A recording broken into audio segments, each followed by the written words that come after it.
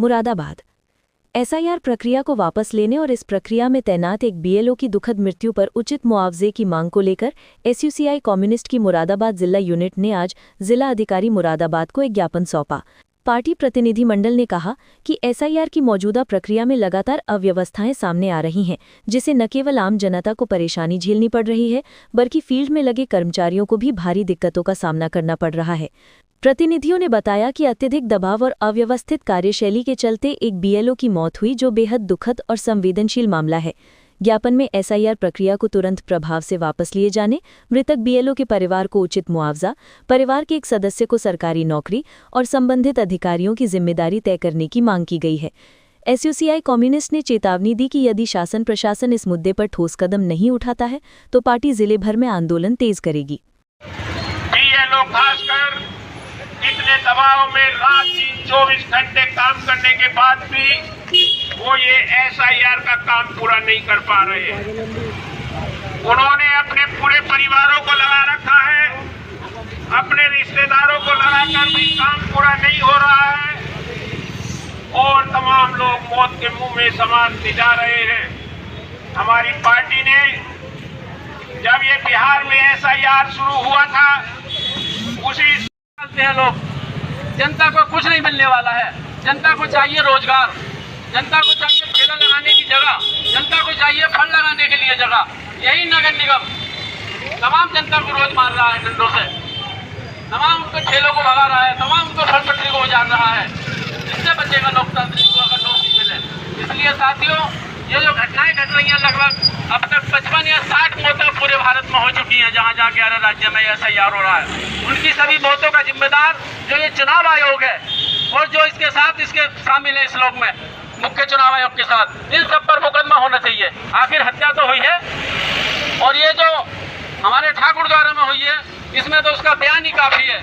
मृत्यु से पूरी वीडियो पूरे भारत में प्रचारित हो रही है इंटरनेट के माध्यम से। हमने साफ साफ कहा है कि इससे हम चुनाव आयोग के द्वारा, सरकारों के द्वारा की गई, इसके परिणाम सामने हैं साथियों।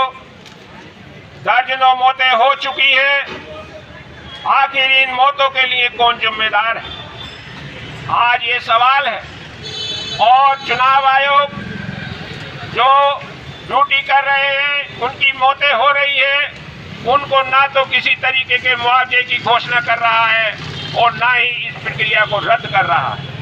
आज हम लोग यहाँ अपने ज्ञापन के माध्यम से श्रीमान जिलाधिकारी महोदय, मुख्य चुनाव आयोग नई दिल्ली, राज्य चुनाव आयोग और तमाम आला अधिकारियों और सरकारों को हम ये अवगत कराएंगे और ये इस ज्ञापन के माध्यम से हम जो है इस एसआईआर को रद्द करने की मांग करते हैं। और साथ ही जो बीएलओ खास तौर से जो सर्वेश कुमार हमारे मुरादाबाद के, इसमें उनकी मौत हुई है इस प्रक्रिया में, उन्हें 1 करोड़ रुपए मुआवजे की भी मांग हम इसमें अपने ज्ञापन में उठाई है।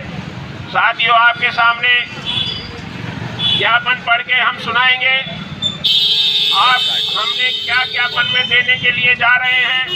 मैं आपके सामने ज्ञापन पढ़ के सुनाऊंगा। मैं माननीय मुख्य चुनाव आयोग, भारत निर्वाचन आयोग नई दिल्ली, माननीय राज्य निर्वाचन आयोग उत्तर प्रदेश, माननीय मुख्यमंत्री उत्तर प्रदेश द्वारा श्रीमान जिलाधिकारी जो जिला निर्वाचन अधिकारी है मुरादाबाद, विषय है मतदाता सूचियों के विशेष गहन परीक्षण जो एसआईआर है उसके संबंध में। महोदय, आज दिनांक 2 दिसंबर 2025 को एक बार पुनः शांतिपूर्ण प्रदर्शन के माध्यम से हमारी पार्टी की जिला यूनिट प्रदेश में चल रहे स्पेशल इंटेंसिव रिवीजन एसआईआर में हो रही भारी दिक्कतों, सम्मानित मतदाताओं में अपना वोट कटने का भय, आशंका, अफरा तफरी, मांगे गए दस्तावेजों को जुटाने में भारी परेशानी, पीड़ा व बिना पर्याप्त संसाधन और समय अवधि इस प्रक्रिया में लगे बीएलओ व अन्य कर्मचारियों की भारी दबाव व तनाव में जा रही बेशकीमती जानों पर गहरी चिंता प्रकट करती है।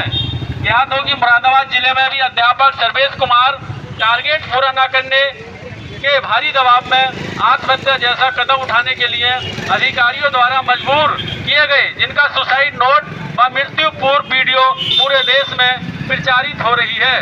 आम जन इस घटना से बेहद डरा हुआ और व्यथित है। अतः हमारी पार्टी मांग करती है कि जन विरोधी व बेहद क्रूर निरर्थक SIR को तुरंत रोका जाए।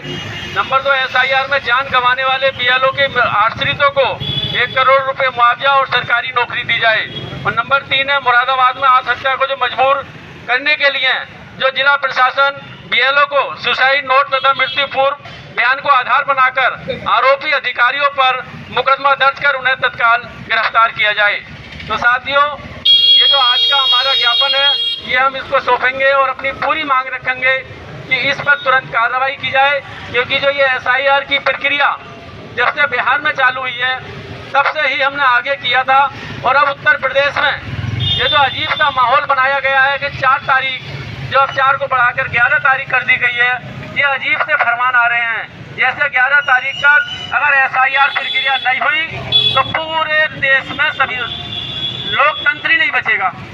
ऐसे लग रहा है जैसे 11 के बाद जैसे 12 तारीख आएगी तब लोकतंत्र खत्म हो जाएगा। सिर्फ SIR प्रक्रिया के लिए ही से ही लोकतंत्र बचेगा।